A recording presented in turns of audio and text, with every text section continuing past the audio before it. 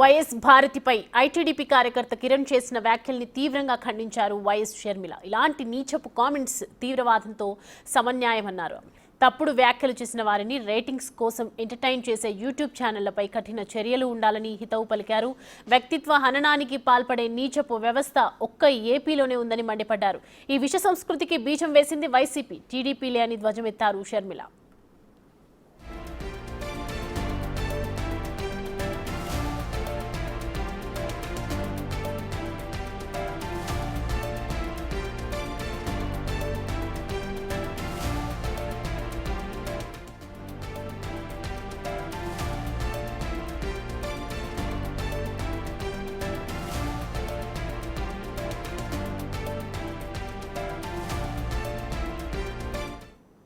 YS భారతిపై ITDP కార్యకర్త కిరణ్ చేసిన వ్యాఖ్యల్ని తీవ్రంగా ఖండించారు వైఎస్ షర్మిల. ఇలాంటి నీచపు కామెంట్స్ తీవ్రవాదంతో సమన్యాయమన్నారు.